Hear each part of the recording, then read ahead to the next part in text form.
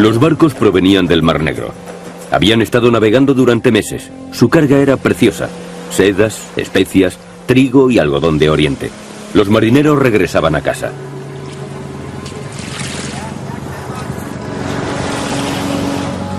Desde Génova, a través del Mediterráneo y el Mar Negro, habían comerciado con los mercaderes del desierto de Cafa. El viaje de vuelta había sido una pesadilla. Pero sin saberlo, llevaban un polizón a bordo. Los marineros llevaron consigo una enfermedad que infectaba a todos los que hablaban con ellos, causándoles la muerte. El monje Michele da Piazza observó el comienzo de la catástrofe que iba a estremecer a Europa y lo escribió todo. Solamente sobrevivieron 10 marineros del millar que partió, y al hablar esparcieron el veneno. Los cadáveres permanecían sin tocar en las casas, nadie osaba acercarse a ellos. Las gentes huían de las ciudades y acampaban en los viñedos. El gran misterio.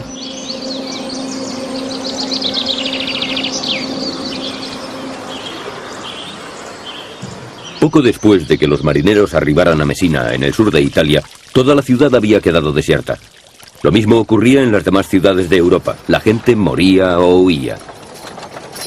Los muertos eran enterrados a capas en fosas comunes, si es que quedaba alguien para enterrarlos. Las campanas tañían en los funerales, pero al no prestar ayuda, dejaron de repicar. Flotaba un silencio opresivo.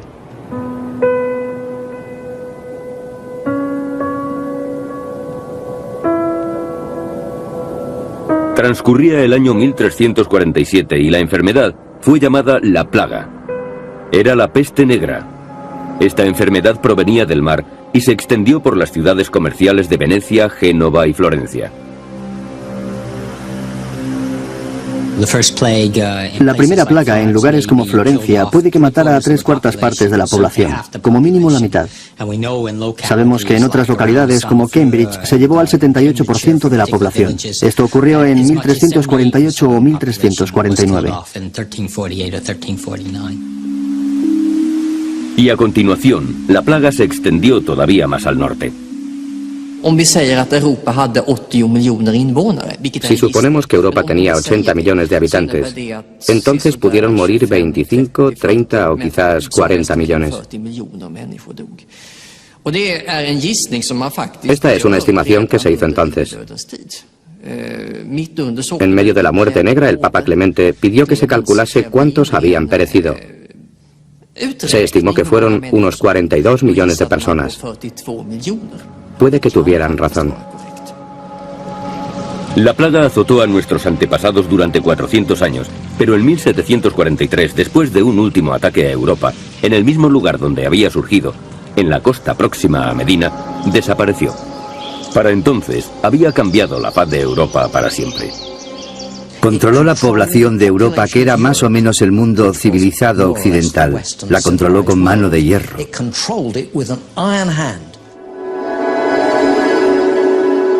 La plaga fue una catástrofe peor que la guerra. Ninguna de ellas había ocasionado tantas víctimas y dejado tan pocos supervivientes.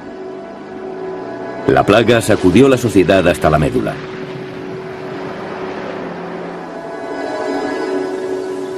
¿Alguien leyó alguna vez en los libros de historia que las ciudades fueran abandonadas y que los campos quedaran desiertos? La campiña estaba recubierta de cadáveres. El mundo entero estaba gobernado por una espantosa soledad. La gente no sabía lo que estaba pasando. Creía que era la obra de Dios para castigar sus pecados. Debió tratarse de una muerte solitaria y horrible. La plaga no fue solamente una catástrofe para la sociedad, también fue algo horrible para los que murieron. Algunos de ellos no tenían ni dónde morir. Caían entre otros cadáveres en la calle. Fue una enfermedad realmente terrible, la más espantosa de las muertes. Acababan con los órganos internos licuados. Fue algo tan espantoso que la gente debió volverse loca por temor a la plaga. La peste negra sobrepasó cualquier catástrofe conocida. Durante los 400 años que azotó al continente, la enfermedad fue un misterio. Durante esos 400 años, los europeos exigieron una explicación. Debió afectar el pensamiento de las gentes. Debió forzarles a hacerse preguntas, a enojarse. ¿Qué está ocurriendo? ¿Qué pecado hemos cometido?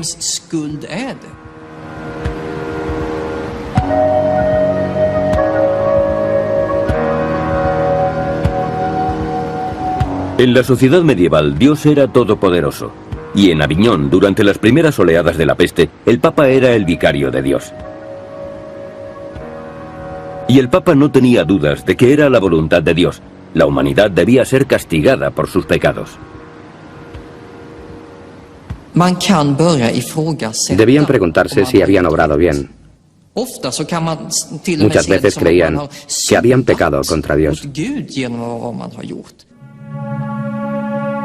El Papa creó una oración especial para combatir la plaga.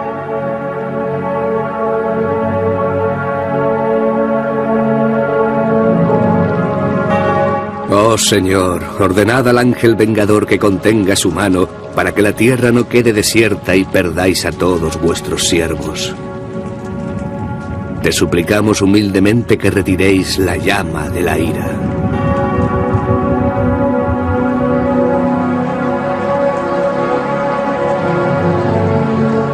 El Papa ordenó una serie de procesiones para suplicar a Dios. Los testigos manifiestan que miles de hombres y de mujeres participaron en ellas. Por todas partes, los duques y los caballeros ordenaron a las gentes que salieran en las procesiones.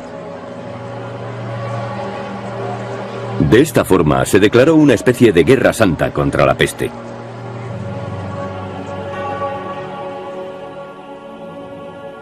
Pero era evidente que la plaga azotaba una y otra vez y que la Iglesia, la autoridad suprema, no podía ayudar a las personas afectadas.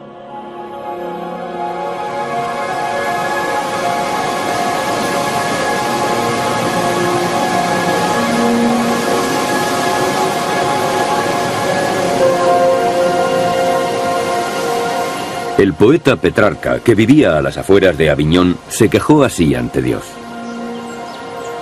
Se oculta a nuestro entender por qué nuestro siglo ha merecido semejante castigo. La razón por la que tomasteis esa decisión no es accesible a la razón humana. Es un misterio.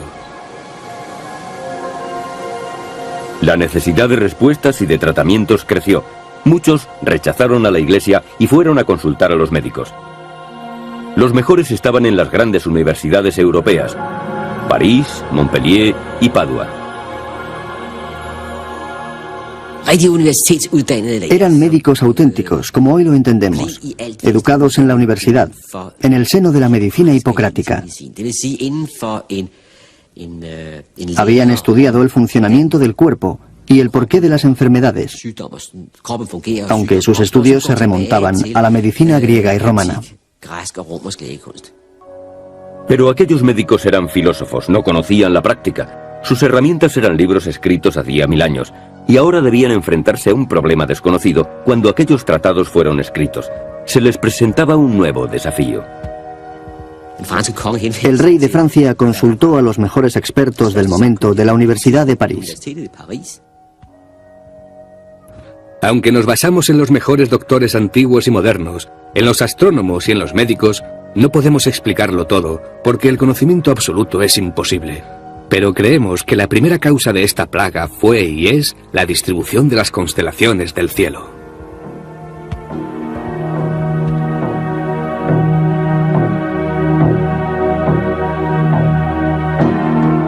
Los doctores estudiaron los movimientos de los planetas.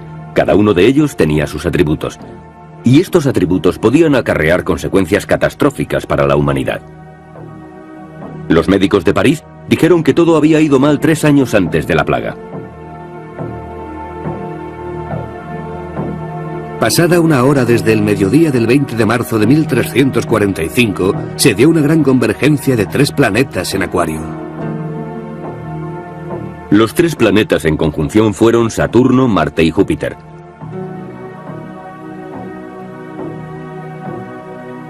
Saturno y Marte eran malvados y hostiles, y tanto Marte como Júpiter eran planetas calientes. Por eso hubo un exceso de calor y maldad que empeoró al coincidir los tres en Acuario. La teoría del aire envenenado encajaba perfectamente con la de la ira de Dios, porque Dios había creado las estrellas. Eso no se hubiera aceptado en la actualidad, pero sí en el siglo XIV. No se podía actuar sobre los planetas, solo predecir la peste. Los doctores no podían hacer nada con los planetas, pero creían que podían aumentar la resistencia humana para que el aire envenenado no entrara dentro del cuerpo.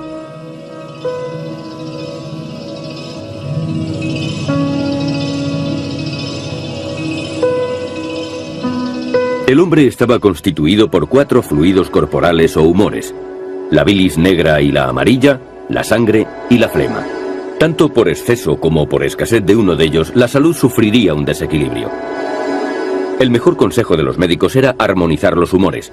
Como la plaga causaba una gran fiebre, se le echaba la culpa a la sangre y se debía recurrir a las sangrías.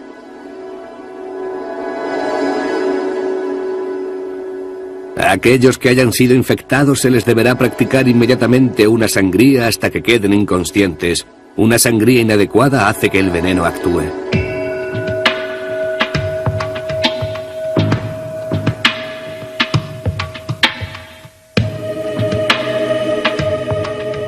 El obispo Knud de Dinamarca fue uno de los doctores de la plaga en sus primeros momentos.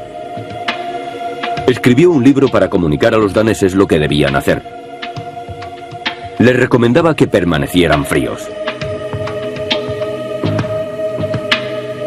Los más afectados son los que han practicado el sexo en exceso, tomado baños calientes o los que se han enfurecido mucho. La mayor parte de su libro trataba de cómo prevenir la infección, pero recomendaba un tratamiento. Para quemar los bultos, frotad con hojas viejas y mostaza molida. O bebed algarrobas, tomillo, plátano y harina de trigo mezclada con leche materna. Los síntomas eran muchos: piel descolorida, dolores de cabeza y bultos grandes en las ingles, detrás de las orejas y en las axilas. Los barberos hacían las sangrías y cortaban los bultos, ya que estaban acostumbrados al uso de la navaja. Los médicos eran un grupo de gran riesgo, ya que trataban a las víctimas de la plaga, y muchos se infectaban y morían. Morían más médicos y clérigos que otras personas, debido al contacto con los enfermos.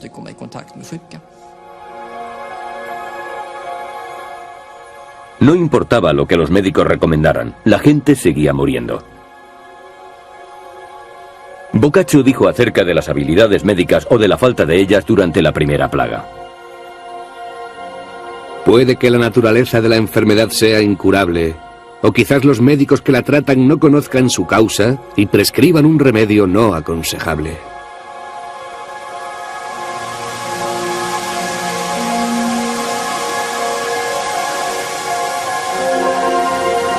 Conforme el tiempo pasaba, la peste hacía estragos. La gente acabó perdiendo la fe en la iglesia y en la medicina. Se necesitaba alguien que pensara de forma diferente en términos prácticos. Alguien que no filosofara. Gente que pudiera preparar a las ciudades contra el colapso antes de que la mitad de la población muriera y la otra mitad estuviera aterrorizada.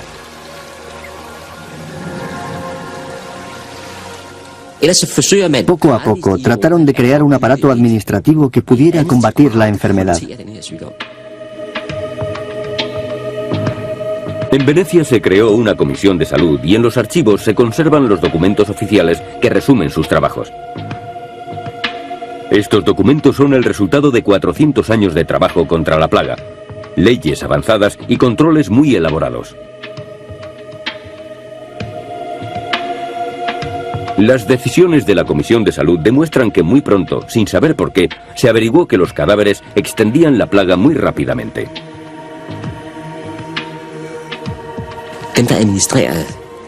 Los que administraban la ley actuaban bajo una suposición, que la enfermedad era contagiosa. Sin embargo, la medicina de entonces no podía explicar por qué había enfermedades contagiosas. Por eso se trabajaba de forma muy empírica. Eso condujo a que en muchos lugares de Europa se enfrentaran las autoridades sanitarias con los médicos profesionales.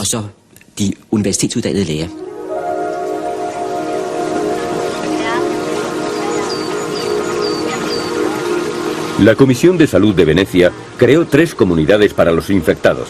Eran alojados en islas deshabitadas en la Albufera, a las afueras de Venecia. La primera comunidad era para los muertos. Los hombres remaban por la ciudad llevando los cadáveres desde las casas abandonadas hasta islas fuera de la ciudad. Se cavaron fosas muy profundas para arrojar los cuerpos en ellas. La segunda comunidad era para los enfermos. Se convirtió en el primer hospital de Europa contra la peste. No se esperaba que salieran con vida los que eran enviados allí. No se sobrevivía a la plaga, especialmente en aquel hospital repleto de enfermos.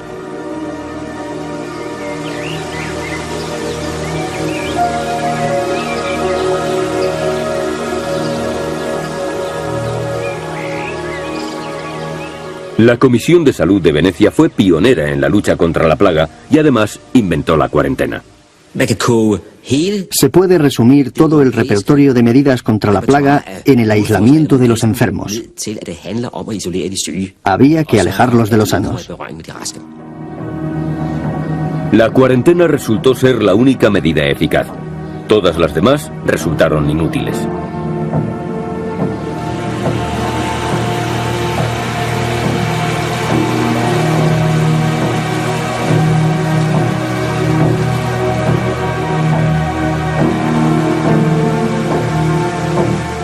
El Lazareto Nuovo se convirtió en la primera institución de cuarentena de Europa.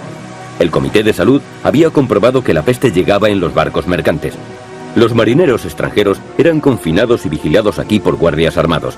Si tan solo un tripulante caía enfermo, toda la tripulación era mandada al hospital de la plaga.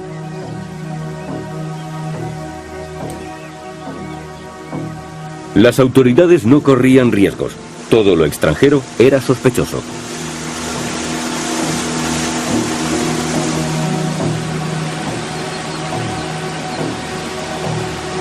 Las autoridades parecían acertar aislando a los enfermos y a los sospechosos, evitando que pudieran propagar la enfermedad.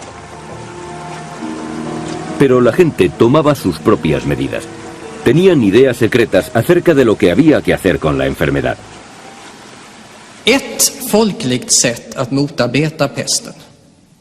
La forma con la que la gente luchaba contra esta enfermedad y otras era suponer que todos los desconocidos, personas o animales, estaban enfermos de peste e iban de ciudad en ciudad, aumentando el número de contagiados.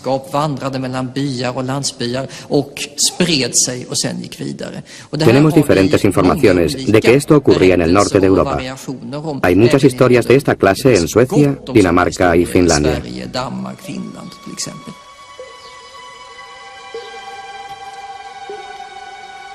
Una vez un niño y una niña perdieron a sus padres debido a la peste. Iban de granja en granja pidiendo de comer. Un día, los campesinos les dieron comida y les dijeron que fueran a tomarla en una zanja que acababan de cavar. Sin sospechar nada, fueron allí a comer. A continuación, los campesinos empezaron a rellenar la zanja mientras el niño les gritaba: ¿por qué echáis tierra a mi comida? No podíamos creerlo cuando lo leímos por primera vez. Nos parecía que eran cuentos imaginarios. Pero tenemos testimonios relatados acerca de personas que fueron enterradas vivas para impedir la extensión de la plaga. Ulrich Sandberg informa de un niño que fue enterrado vivo durante la última plaga y se pregunta qué habría que hacer con los que cometieron tal acto.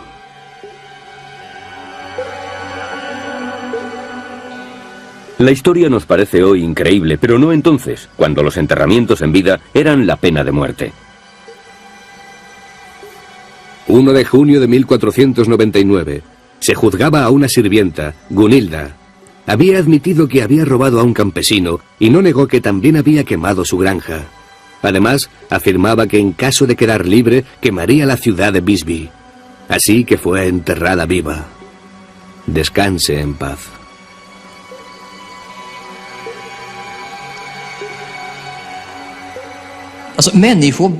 La gente se volvía loca ante catástrofes como esta.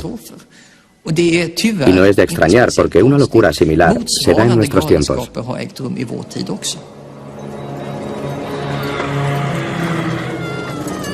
La locura continuó durante los 400 años que duró la peste negra.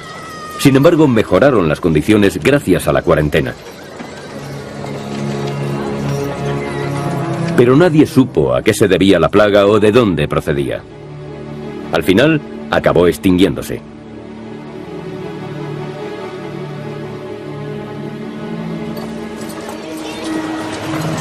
Pasaron 250 años después de su desaparición hasta que surgió una explicación científica. Un día de 1894, un joven científico llegó a Hong Kong. Se llamaba Alexander Yersin y había ido a estudiar una bacteria después de la aparición de una peligrosa plaga bubónica en la colonia británica. Yersin no lo dudó. Había encontrado la bacteria que causó la peste negra. Escribió de manera entusiasta a su madre y su descubrimiento fue publicado en una revista científica. La peste bubónica actual presenta los mismos síntomas que la peste que redujo drásticamente la población de la Europa occidental. Unos pocos años más tarde, Yersin pareció identificar también el vehículo propagador de la enfermedad: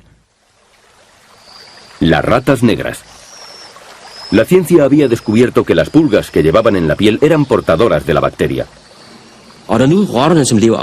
Las ratas viven cerca de las personas y cuando mueren, sus pulgas se vuelven hambrientas. No pueden sobrevivir comiendo organismos muertos y buscan otros vivos para alimentarse. Si alguien pasa por allí, la enfermedad se extiende. El descubrimiento de la causa tuvo graves consecuencias. La creencia de que era la misma enfermedad que había causado la peste europea originó que se invirtieran sumas enormes en la investigación de la peste bubónica, una enfermedad solamente conocida en países ajenos a Europa como India y China.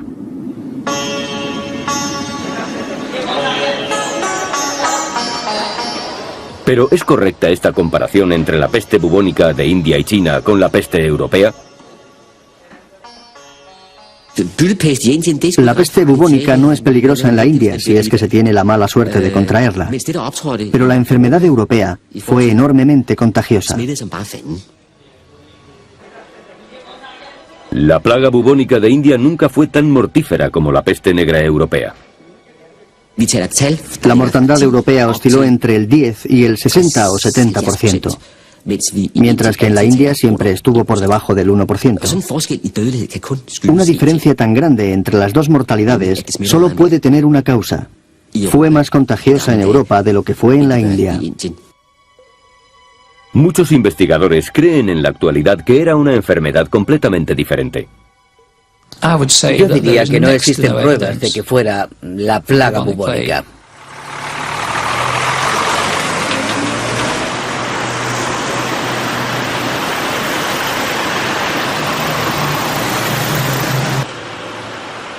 Graham Twigg es biólogo y zoólogo, anterior profesor de una universidad londinense. Está retirado en la actualidad, aunque sigue visitando su antiguo centro de trabajo.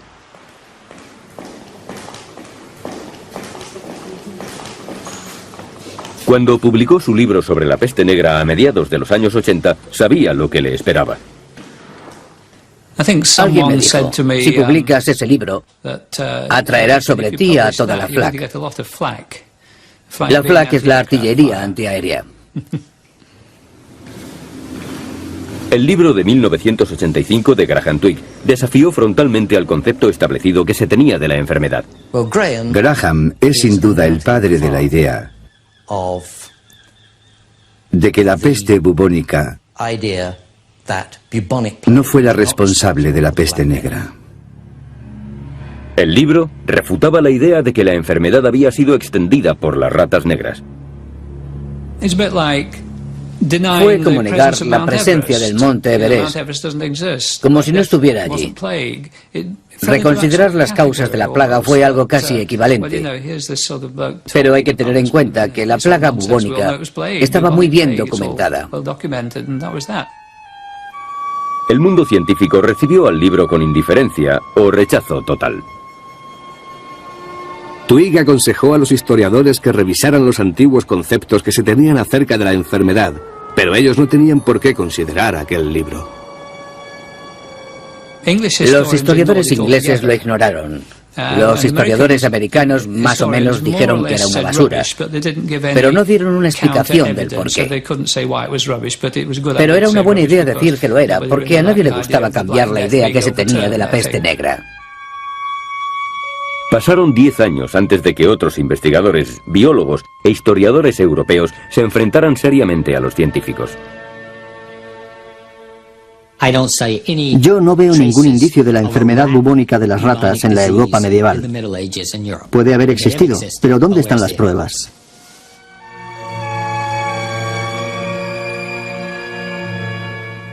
Samuel Cohn ha leído más de 40.000 documentos de archivos europeos, estadísticas, crónicas, testamentos, diarios y otros escritos medievales.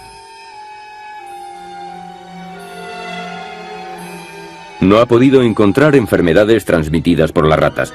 Por eso propone una teoría de por qué se mantuvo aquella idea. Existe toda una mitología que se ha desarrollado. La gente necesitaba encontrar un culpable para esta gran mortandad.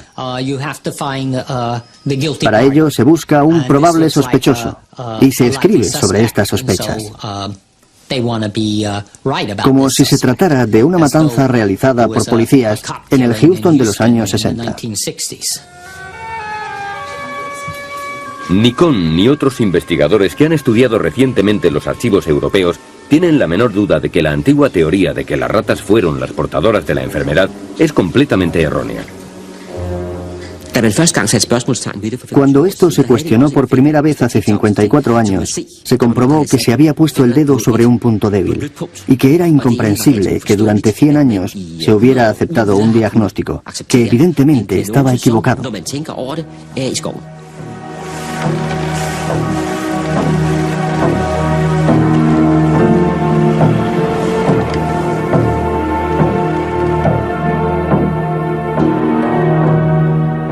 Había sido un síntoma en particular el que hizo que la ciencia ligara la enfermedad de India y China con la peste. El bubón, una hinchazón. Los testimonios medievales asocian con frecuencia los bubones con la enfermedad. Los cuadros de San Roque, patrón de la enfermedad, le mostraban con un bubón en el muslo. Parecían los bubones de la moderna peste bubónica. Por eso parece lógico que la medicina moderna considerara que la enfermedad era la misma. Estos abultamientos figuran en los trabajos realizados por los estudiosos, médicos e historiadores que han definido la peste bubónica a lo largo de la historia. Los historiadores se apoyan en un argumento muy raro, que es la sintomatología, y en particular el signo de la plaga, el bubón. Pero Samuel Cohn señala que estos síntomas están muy lejos de ser certeros. A lo largo de todo el siglo XVII encontramos descripciones y descripciones, desde Boccaccio hasta Michele da Piazza, pasando por cronistas como Giovanni Moraldi, que dicen que no solamente aparece un bubón, sino que se extiende por todo el cuerpo y que la forma más mortífera de la peste son las pústulas que aparecen por todas partes, cubriendo el cuerpo. Los mortíferos bubones comienzan a extenderse y pronto cubren todo el cuerpo. A continuación, la enfermedad cambia. Aparecen manchas negras y azules en los brazos, en los muslos y en otras partes. Uno de los síntomas por el cual los antiguos médicos identificaban la enfermedad era la aparición de accesos hemorrágicos en el pecho. Decían que cuando se observaba esta sintomatología, era absolutamente seguro que se iba a morir. No había salvación.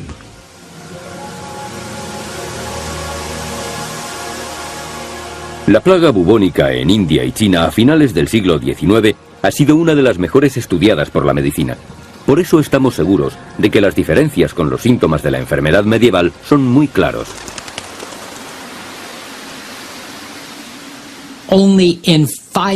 Solamente en un 5% de los casos mortales, las víctimas desarrollaron más de un bubón. Además, entre el 60 y el 70% de los bubones salieron en la ingle. Estos dos síntomas no se dieron en la peste negra medieval. Cuando la peste bubónica apareció en Bombay en 1896, 3.752 pacientes fueron examinados. Solo en muy pocos casos mostraron otros signos aparte de las hinchazones. Estuvo claro para un grupo de médicos de Bombay que había otra gran diferencia. Según decía un informe oficial, no creemos que la plaga bubónica sea contagiosa. Ninguna de las 400 personas que visitaron a los enfermos se contagiaron. No hay entre ellas ningún caso de persona infectada. Esto es muy diferente de la plaga medieval, en la que estaba claro que el contagio era de persona a persona. Pero esta diferencia fue olvidada, y la teoría de las ratas y de la plaga bubónica se impuso en el público, en las escuelas, universidades y entre los investigadores, hasta que un día de 1980... Muchas de estas cuestiones surgieron al dar clase. Hubo estudiantes que me hicieron esta pregunta.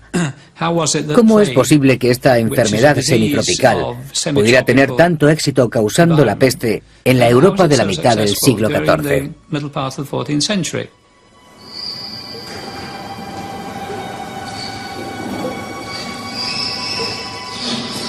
La respuesta que Graham Twigg le dio a este estudiante fue muy inquietante. Había algo que no casaba. La mayoría de las pruebas apuntan hacia el hecho de que esta pequeña rata no era muy abundante en los campos de Bretaña, Francia, Alemania, Dinamarca y otros países. Era muy improbable. La rata negra no hubiera podido sobrevivir en grandes extensiones de Europa y no existía un número suficiente para desencadenar la epidemia. Para que se pueda desencadenar una epidemia como la de la peste negra, no solamente unos pocos casos, sino una auténtica epidemia, se necesita una temperatura de más de 20 grados centígrados durante varios meses. No creo que eso ocurriera en el norte de Europa.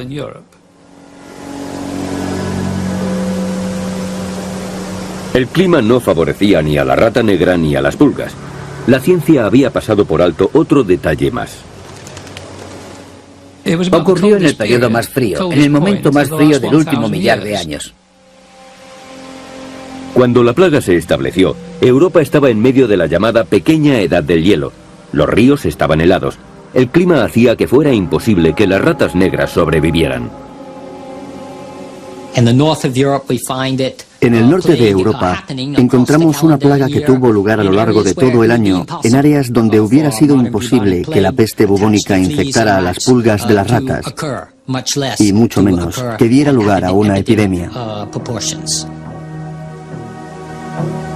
Cuando el libro de Twigg apareció a mediados de los años 80, hubo una buena razón para revisar lo sucedido. Pero este no fue el caso. No es agradable que cuando algo que parecemos comprender bien se convierte en falso, debamos abandonar un conocimiento que dábamos por seguro y abrir un gran interrogante. Pero Graham Twigg cometió un gran error cuando presentó sus investigaciones. Al final de mi libro puse unas palabras, realmente una sugerencia, de que el anthrax podría ser una alternativa. Hay muchos parecidos entre el anthrax y la peste. Incluso en tiempos modernos hubo dificultades para distinguir ambos. Twigg es un experto en ratas, no en enfermedades. Su referencia al anthrax era fácil de combatir y le dio a sus críticos la oportunidad de rechazar todo el libro. Creo que lo malo no fue lo que cada uno pensara acerca de la idea, sino que no hubo debate. Había esperado que se hubiera originado un debate, cartas de un lado para otro comentando las pruebas, pero no hubo nada de eso, solo un silencio sorprendente. Fue un travesti de la justicia, muy desafortunado. Luchó en una batalla solitaria. La investigación de Graham Twigg demostró que la rata negra no podía haber extendido la peste negra por Europa. Las pruebas lo demostraban. En lugar de eso, afirmaba que la enfermedad se propagó de persona a persona, no por medio de pulgas y ratas. Pero la ciencia se aferraba a esa teoría. Decían que serían otras pulgas y otras ratas, pero incluso esta última teoría se enfrentaba a otro gran problema.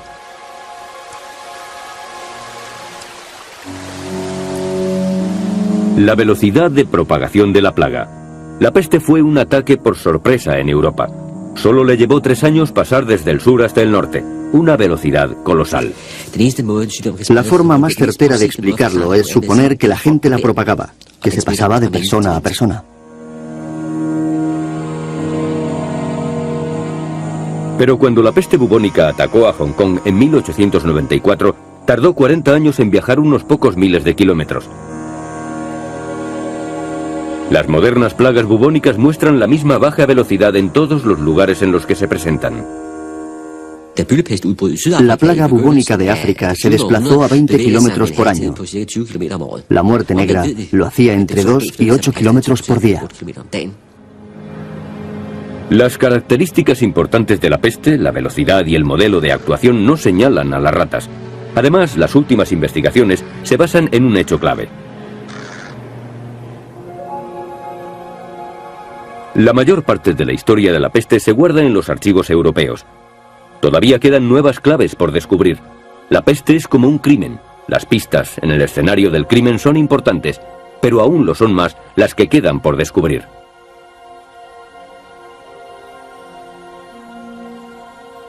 Veamos, pues, cómo se propaga una plaga moderna. Se extiende por medio de bacterias que viven de los roedores salvajes. Y aunque todavía no sabemos cómo, llegan hasta las ratas. Las ratas mueren y la enfermedad se extiende por sus pulgas. Las ratas viven cerca de las personas y cuando mueren sus pulgas se vuelven hambrientas. No pueden sobrevivir comiendo organismos muertos y buscan otros vivos para alimentarse. Si alguien pasa por allí, la enfermedad se extiende. Por mucho que se busque, no se encuentran esas ratas por ninguna parte. No se hace mención de los millares de ratas que deberían haber muerto si la peste bubónica hubiera sido la plaga de la Edad Media. Es como si hubieran pasado desapercibidas o no hubieran existido nunca.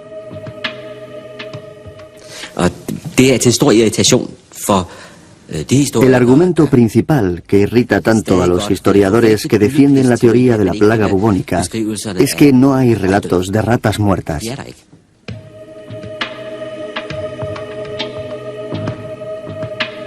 No existieron esas ratas durante aquellos 400 años de historia europea. Queda claro en las cartas que se enviaron desde los monasterios a Roma, en las que se hablaba de la peste. No mencionan a ratas muertas por ninguna parte. No hay ninguna duda de que la peste se extendió de persona a persona y no a través de estos roedores. Pero las ratas muertas sí aparecen con frecuencia en la India y en China. El modelo es claro.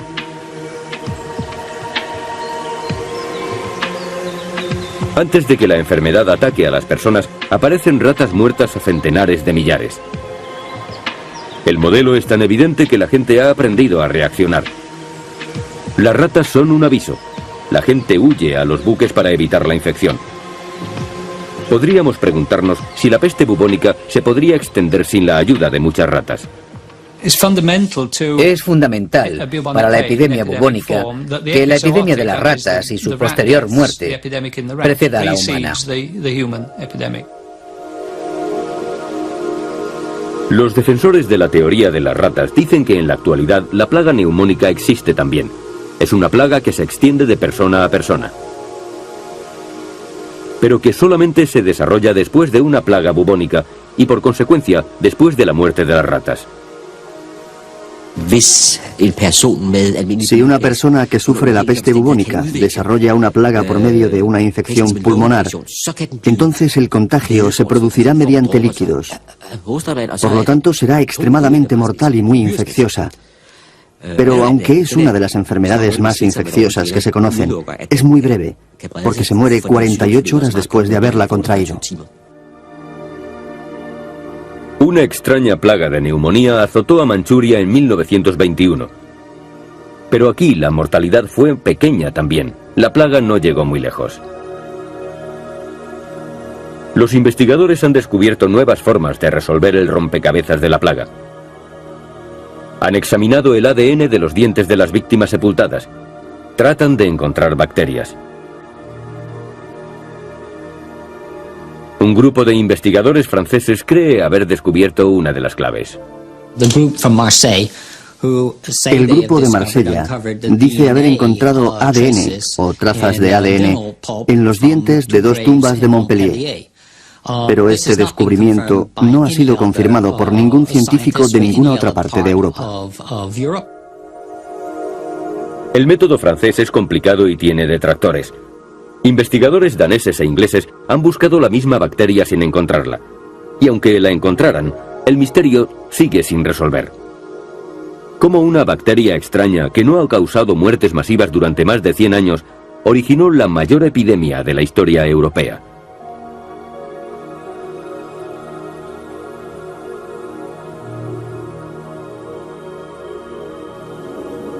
El biólogo Graham Twigg fue uno de los primeros en encontrar la respuesta. Era sencilla y lógica.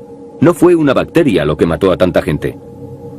Y ahora, 50 años más tarde, otros biólogos han llegado a la misma conclusión. Hace unos 10 años, Susan Scott estaba realizando unos estudios demográficos en Penrith, una pequeña ciudad del noroeste de Inglaterra. En 1597-1598, los habitantes sufrieron una plaga que está muy bien documentada. Es obvio que para mí, como zoólogo, no era una plaga bubónica, algo que todos creyeron en su momento. Es obvio, a todas luces, que la biología y los detalles de la plaga no encajaban con los de una plaga bubónica.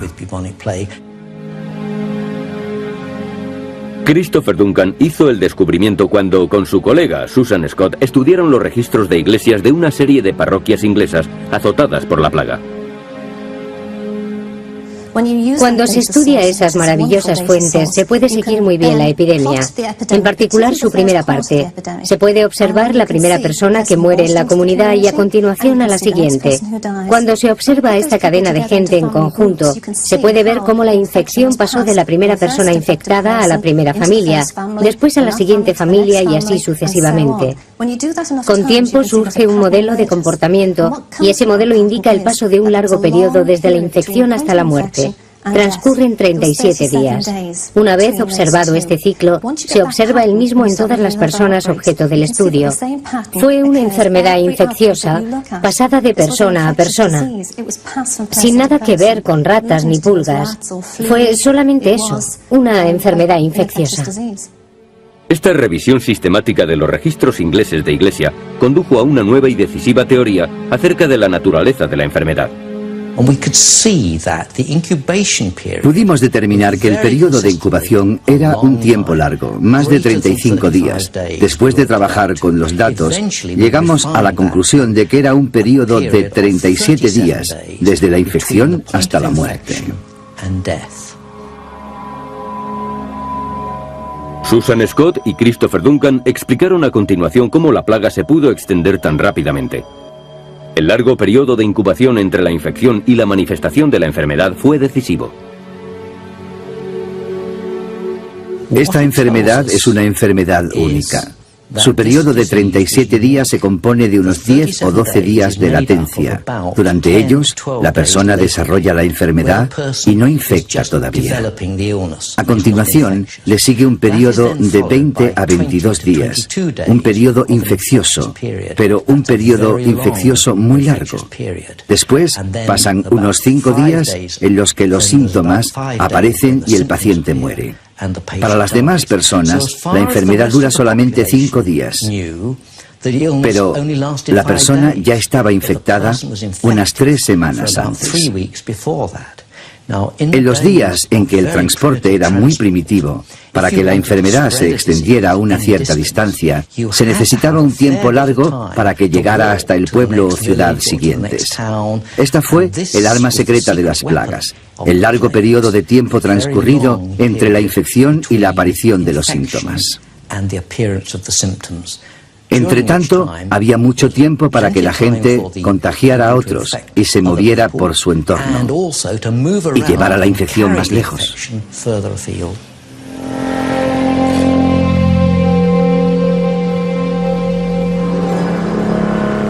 Los 37 días fueron la clave para combatir la enfermedad por medio de la cuarentena. Las autoridades habían decidido que la gente debía pasar 40 días en una estación de cuarentena a las afueras de Venecia. La palabra cuarentena proviene de 40 en italiano. Parece obvio, pues, que las autoridades medievales descubrieron muy pronto el modelo de actuación de la enfermedad y basaron en él sus medidas. Lo descubrirían por prueba y error. Debieron descubrir que si nadie mostraba los síntomas durante 40 días, desde que la última persona había muerto, estaban seguros. Debieron descubrir que después de 40 días la enfermedad desaparecía de la comunidad para siempre, al menos hasta la siguiente plaga. Los 40 días de la cuarentena se ajustan muy bien a una enfermedad que se manifiesta 37 días después de la infección.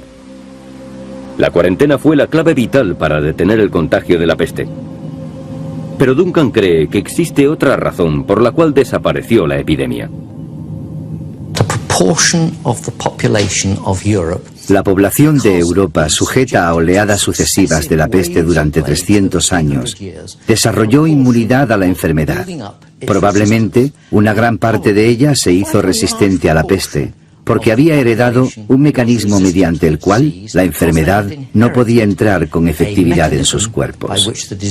Creo que esto fue uno de los motivos principales de la desaparición, que el número de personas sensibles a la enfermedad se había reducido sustancialmente.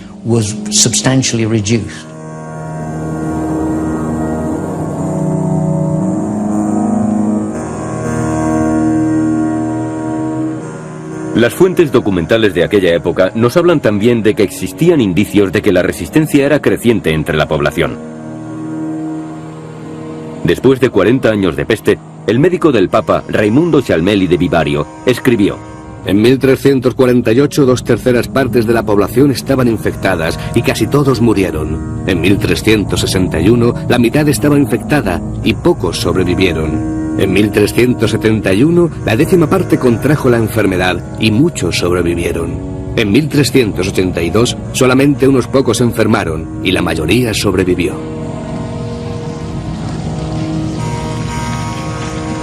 Las últimas investigaciones ofrecen una nueva visión de la naturaleza de la enfermedad que mató a millones de europeos. Estas investigaciones apoyan al hombre que por primera vez cuestionó la causa de la epidemia. Puede que ahora nos hayamos puesto en marcha, a diferencia de lo ocurrido en el año 1985. Si ahora la gente está receptiva y ayuda, eso está muy bien. Puede que por fin haya más debate, después de todo.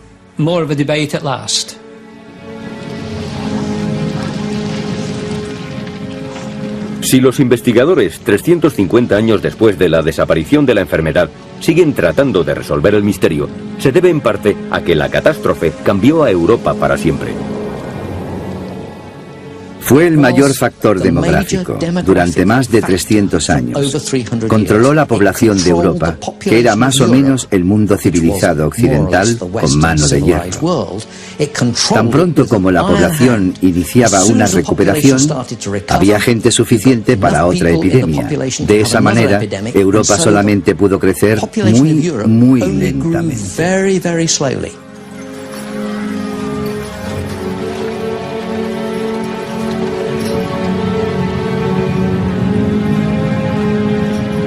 Es importante descubrir la verdad, saber si las medidas que se tomaron para luchar contra la peste fueron inútiles o tuvieron éxito.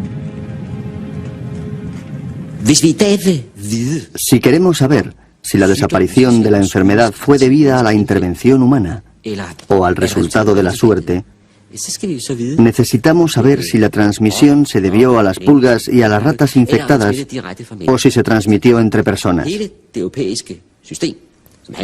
El sistema europeo de separar a los enfermos de los sanos solamente tiene sentido si el contagio es de persona a persona. La peste negra desapareció después de haber campeado durante 400 años, pero sigue siendo uno de los grandes misterios de la historia. Muchos investigadores creen que las autoridades tuvieron éxito controlando la enfermedad. Todas las medidas de protección consistían en limitar el contacto con los enfermos. Esto es algo común a todos los informes, reglas y leyes promulgados desde el siglo XIV hasta el XVII.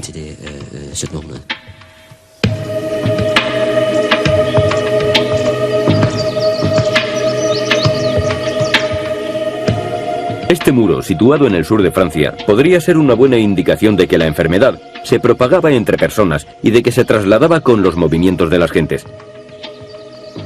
Fue construido durante una epidemia en 1721. Los que lo construyeron comprobaron que sus esfuerzos rendían frutos. Al final, la plaga no se extendió más allá del norte de Provenza. Creo que es importante confirmar que fue una idea dirigida a este fin, porque se trataría de la intervención del Estado en favor de la salud de las gentes. Por eso hemos acuñado la expresión salud pública, por la cual debemos obedecer reglas comunes que limitan nuestro comportamiento. La peste negra cambió Europa al obligarla a luchar contra ella e impedir el desastre. Un ejemplo, el muro de la plaga. Quizá esa eficacia al actuar fue la que hizo que la peste desapareciera. No se conoce con certeza la naturaleza de la enfermedad o de dónde provenía. Pero a Christopher Duncan le encanta exponer su opinión. Yo creo que fue una enfermedad emergente que se originó entre los mamíferos africanos y que después pasó a los seres humanos y se convirtió directamente en una enfermedad contagiosa. La mayoría de las terribles enfermedades, como el ébola, gripe, etc., se originaron de esta manera. Las llamamos zoonosis. Creo que se originó así, probablemente en el Valle del Rift, cerca de Etiopía. Luego viajó por el Nilo y se transmitió al principio en barco, a través del Mediterráneo, como la muerte negra, desde el Levante, Alejandría, Egipto, hasta Mesina, para extenderse por toda Europa.